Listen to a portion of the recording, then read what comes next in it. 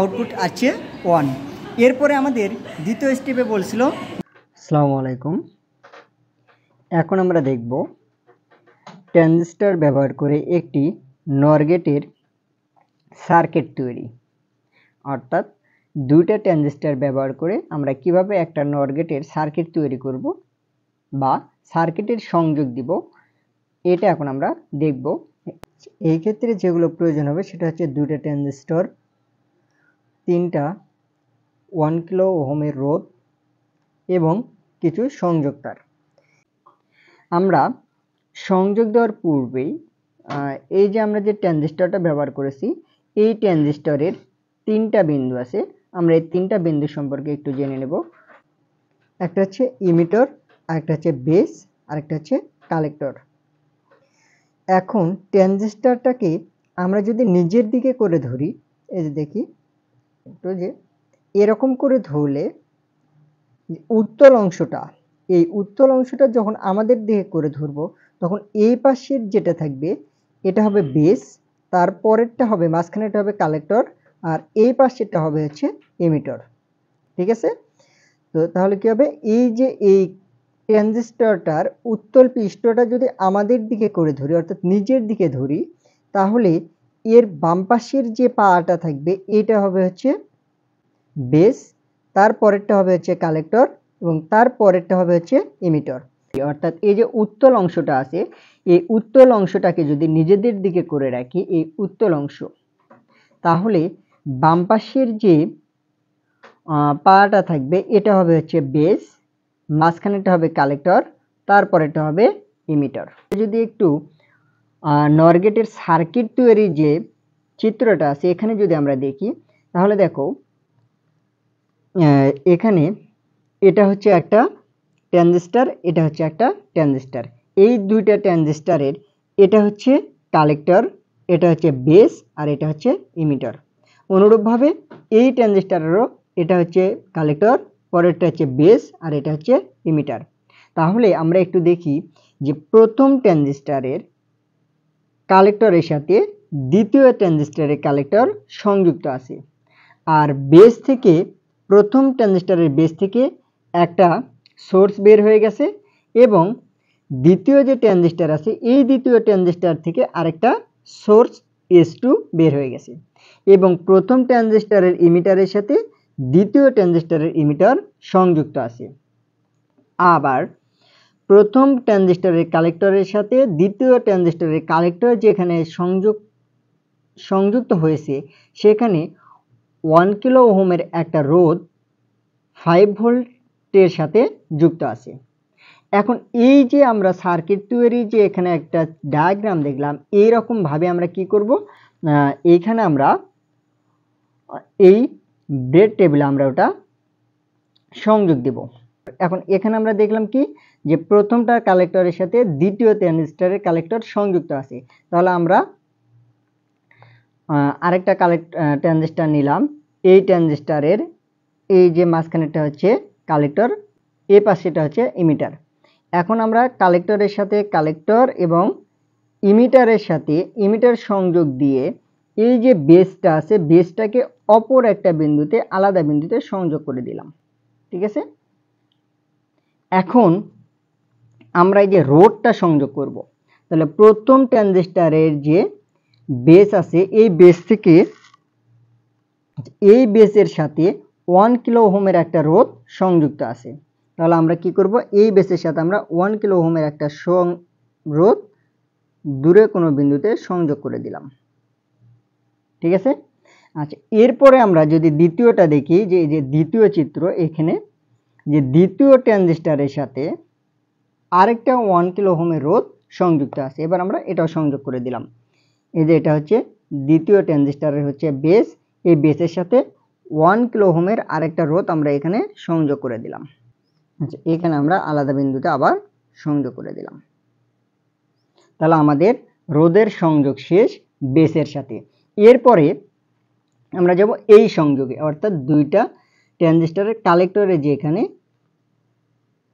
Collector যুক্ত আছে, তার মানে এই যে মাঝখানে যে এটা হচ্ছে কালেক্টর, এটার সাথে আমাদের কি করতে হবে, এই চিত্রের মতো করে আরেকটা 1 কিলো ওহমের একটা রোধ সংযোগ করে দিতে হবে। তাহলে আমরা একটু সংযোগ করে দিই, যদি আমরা দেখাই একটু।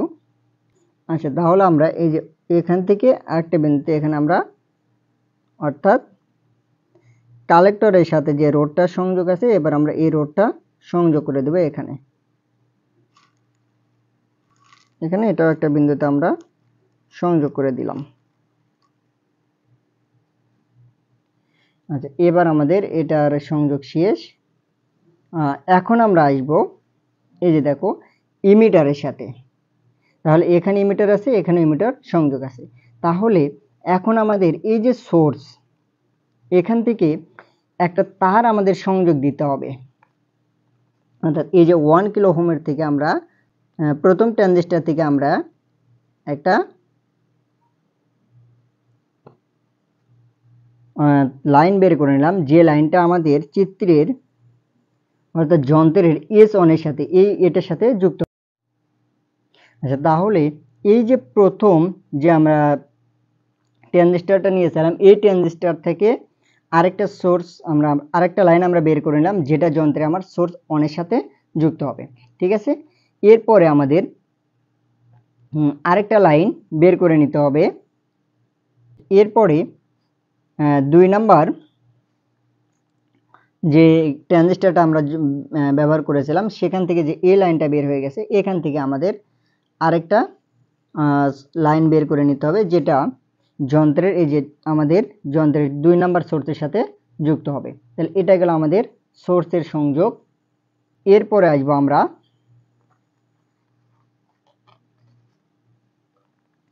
এরপরে দেখব ট্রানজিস্টরের যে ইমিটারটা আছে, এই ইমিটারের সাথে একটা লাইন বের হয়ে যাবে, যেটা আমাদের গ্রাউন্ডে যুক্ত হবে। তাহলে এই লাইনটা আমরা যোগ করে দিলাম, সংযোগ করে দিলাম।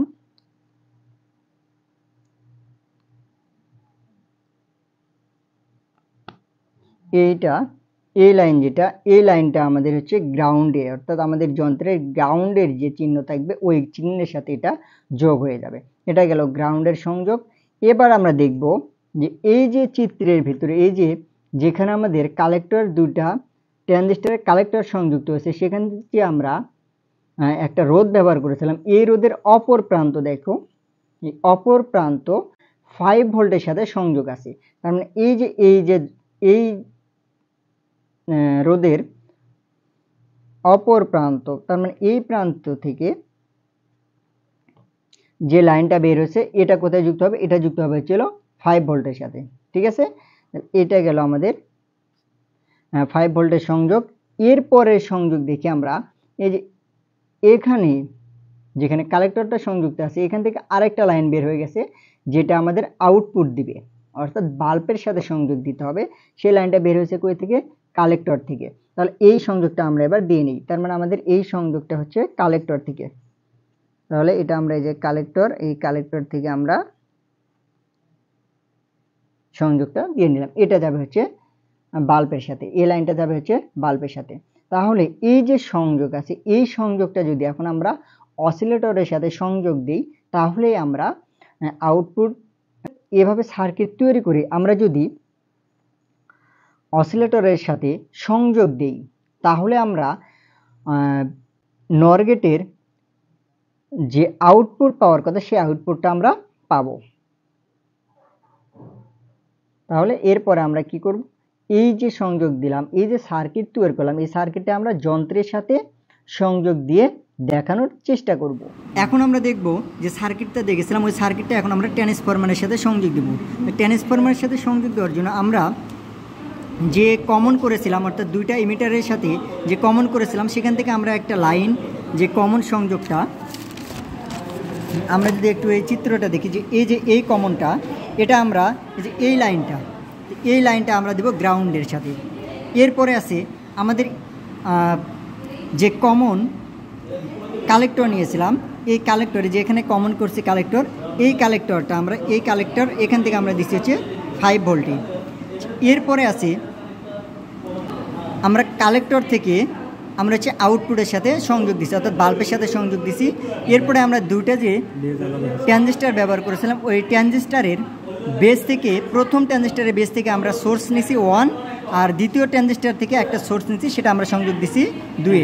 এখন আমরা যে নর গেট করতেছিলাম, আমরা নর গেটের যদি একটু সারণীটা এখানে দেখি, এই যে এখানে সারণীতে বলছে যে দুইটা ইনপুট যখন 0 থাকবে, যখন এই দুইটা 0 থাকবে তখন আমাদের আউটপুট হবে 1। তাহলে আমরা একটু দেখি যে দুইটা একটু 0 করে দিয়ে দেখি যে আমাদের সংযোগগুলো ঠিক আছে কিনা।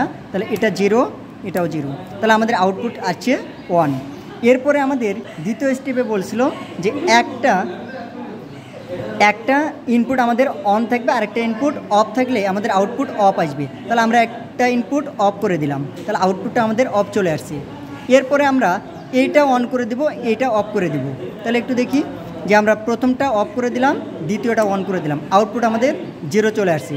এরপরের যে এটা বলছে ইনপুট দুইটাই যদি 1 থাকে তাহলে আমাদের আউটপুট হবে 0। তাহলে এটা আমাদের যেহেতু ইনপুট একটা 1 আসে, পরবর্তীতে আমরা একটা অন করে দেব, দেখি যদি আমাদের আউটপুটটা 0 আসে কিনা। তাহলে আমরা এটা অন করে দিছি, আমাদের আউটপুট 0 আসছে। তার মানে আমরা যে নর গেটের সার্কিট তৈরি করেছিলাম, সার্কিটটা আমাদের সঠিক ছিল। এইভাবে আমরা নর গেটের সার্কিট সংযোগ দিব এবং সার্কিটটা এভাবে তৈরি করে আমরা ট্রান্সফরমারের সাথে সংযোগ দেব।